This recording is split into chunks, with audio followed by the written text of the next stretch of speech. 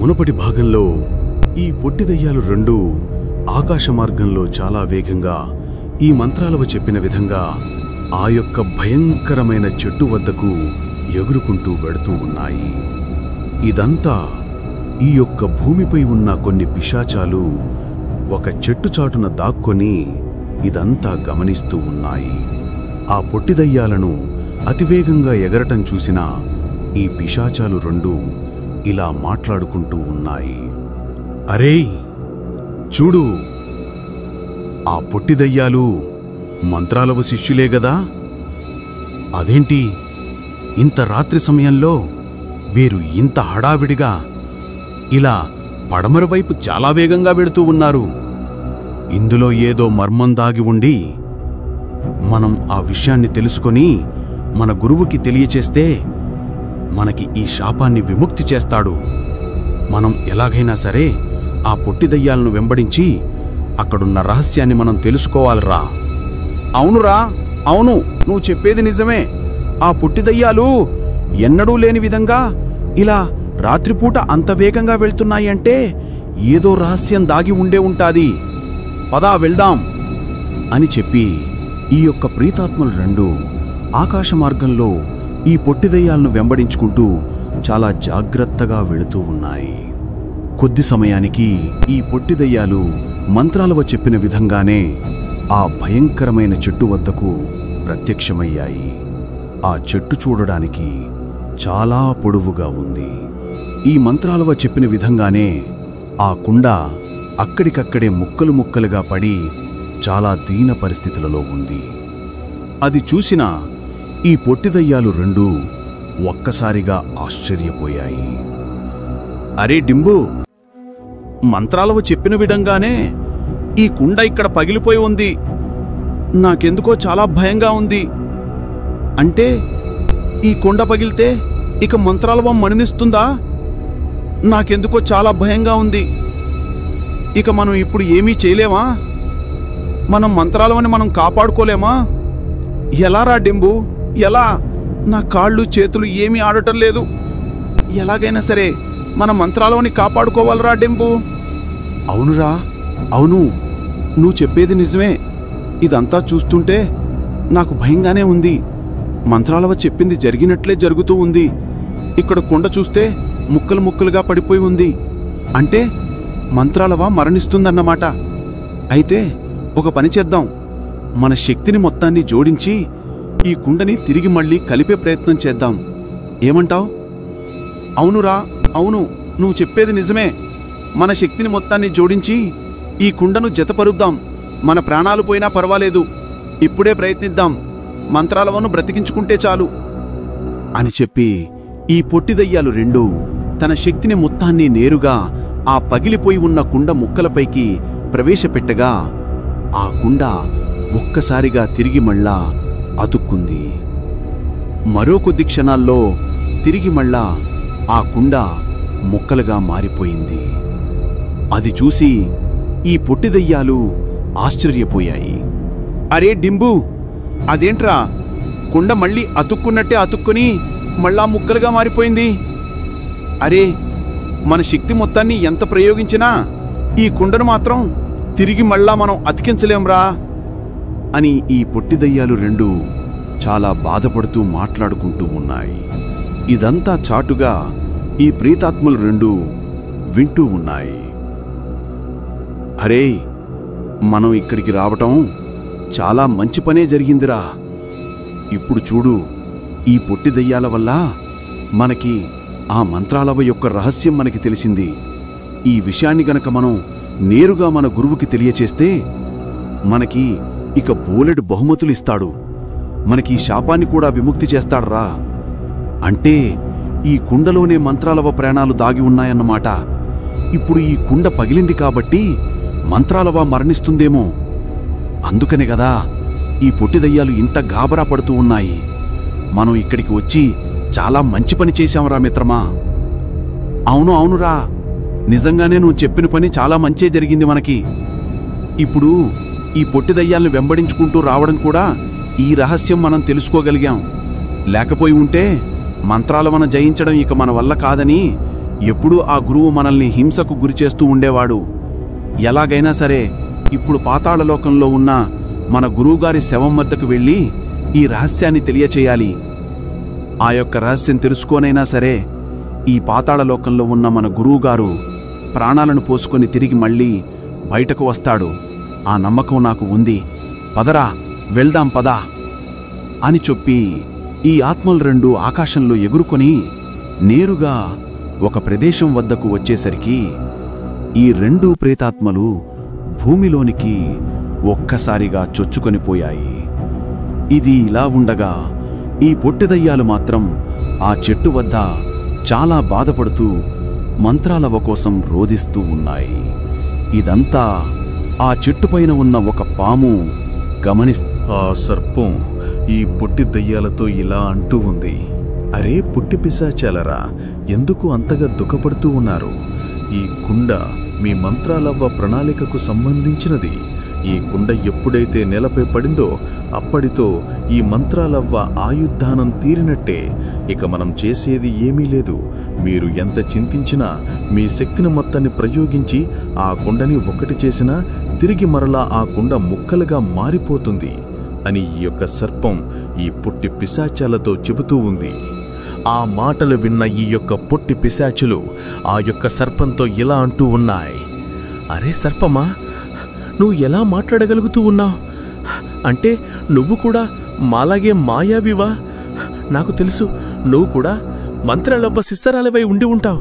అందుకనే కదా ఈ యొక్క ప్రాణకుండ వద్ద నువ్వు కాపలాగా ఉన్నావు, అంతే కదా? కానీ మనకు ఎంతో మేలు చేసిన ఈ చుట్టుపక్కల గ్రామాలన్నింటినీ కాపాడుతూ ఉన్న ఈ మంత్రాలవ్వ చనిపోతుందనే విషయం మేము ఇంకా జీర్ణించుకోలేకపోతున్నాం. ఎలాగైనా సరే ఏదైనా మార్గం ఉంటే చెప్పు. అది ఎంతటి కష్టమైనా సరే మేమిద్దరం మంత్రాలవ్వను కాపాడుకుని తీరుతాం. మా ప్రాణాలు ఇచ్చా సరే మంత్రాలవ్వను బ్రతికించుకుంటాం. చెప్పు సర్పమా, చెప్పు అని ఈ పొట్టి దయ్యాలు రెండు ఆ సర్పంతో చెబుతూ ఉన్నాయి. ఆ మాటలు విన్న ఆ యొక్క సర్పం ఇలా అంటూ ఉంది, మంత్రాలవ్వను కాపాడుకోవాలన్న సంగతి నాకు మదిలో ఉంది, కానీ మనం ఏమీ చెయ్యలేని పరిస్థితి. ఒకటి, ఈ యొక్క పడమర దిక్కున 3 కొండలు దాటిన తర్వాత భైరవకొండ అనే కొండ ఉంటుంది. అందులో మంత్రాలవ్వకి శిష్యుని ఏర్పిన, మంత్రాలవ్వకి విద్య నేర్పిన ఒక మాంత్రికుడి యొక్క సమాధి ఉంటుంది.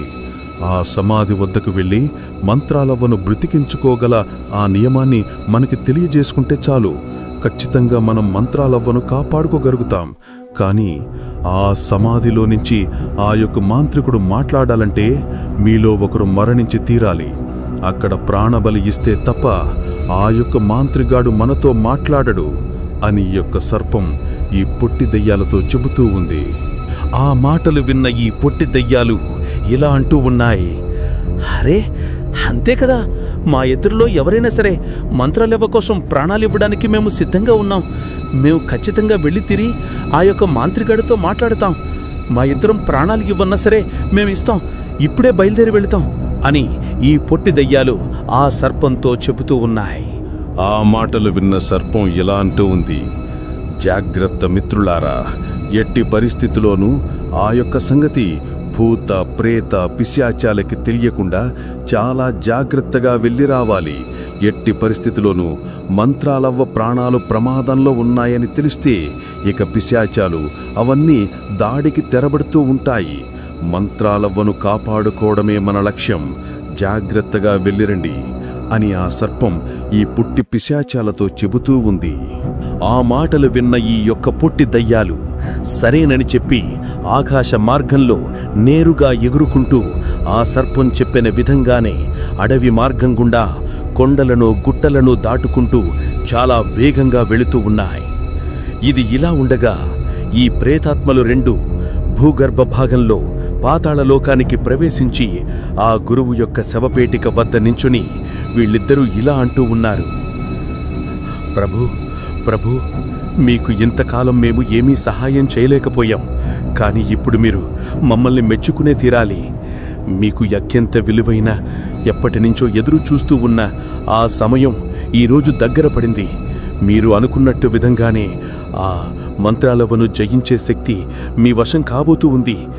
మంత్రాలవ్వను జయించడమేమిటి, ఇక మంత్రాలవే ఈ భూమిపై మనుగడ లేకుండా పోతూ ఉంది. ఇప్పుడే మేము ఆ యొక్క చిత్రాలనన్నీ చూసుకుని వచ్చాం. మంత్రాలవ్వ మరికొద్ది రోజుల్లో మరణించబోతూ ఉంది. మేము చెప్పేది నిజం ప్రభు.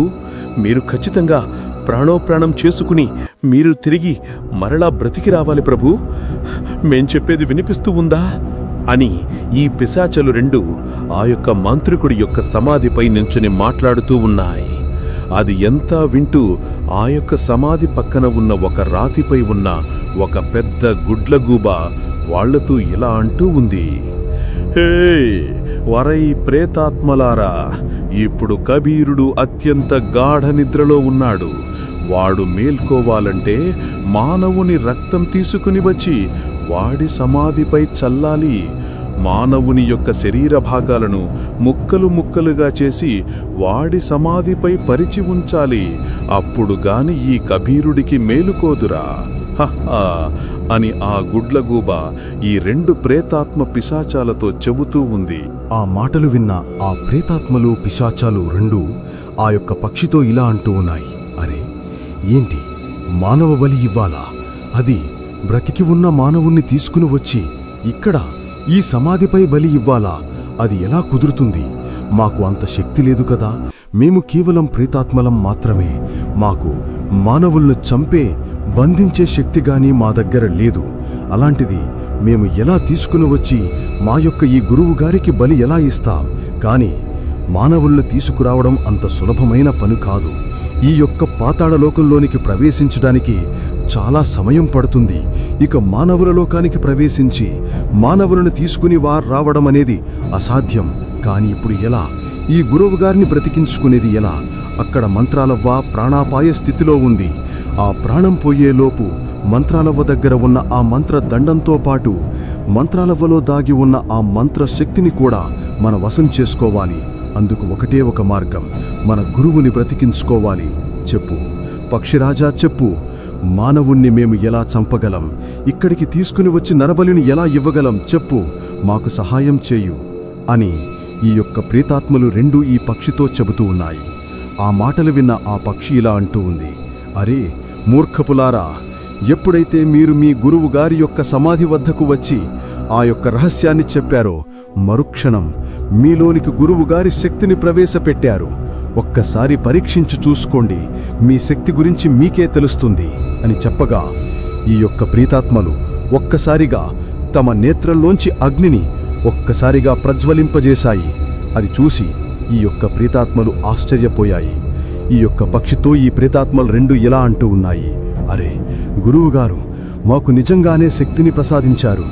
ఇంతవరకు లేని శక్తి మాలో ఇప్పుడే ప్రారంభమైనది. భయంకరమైన అగ్ని ప్రళయాలు మా యొక్క నేత్రము ద్వారా బయటికి ప్రజ్వలింపజేస్తున్నామంటే మాలో శక్తి ఇంకా దాగి ఉందన్న మాట. వందనం గురుదేవా, వందనాలు. మరణించినా మీరు మాకు సహాయం చేస్తూ ఉన్నారు. తప్పకుండా మిమ్మల్ని బ్రతికించుకొని ఆ మంత్రాలవ్వపై మీ యొక్క పగను తీర్చుకుంటాం. ఖచ్చితంగా మంత్రాలవ్వలో దాగి ఉన్న ఆ యొక్క మంత్రదండంతో పాటు మంత్రాలవ్వ దేహంలో ఉన్న ఆ ఘోరమైన మంత్రశక్తిని కూడా మీకు ప్రసరింప ఎలా చేస్తాం. మమ్మల్ని ఆశీర్వదించండి స్వామి అని ఈ యొక్క ప్రేతాత్మలు గట్టిగా చెబుతూ ఉన్నాయి. ఆ మాటలన్నీ విన్న ఆ యొక్క మంత్రగాడి విగ్రహం సమాధిలోంచి ఒక మాయావాణి వినిపిస్తూ ఉంది. శిష్యులారా, మీ యొక్క శక్తికి నేను ప్రసన్నుడనయ్యాను.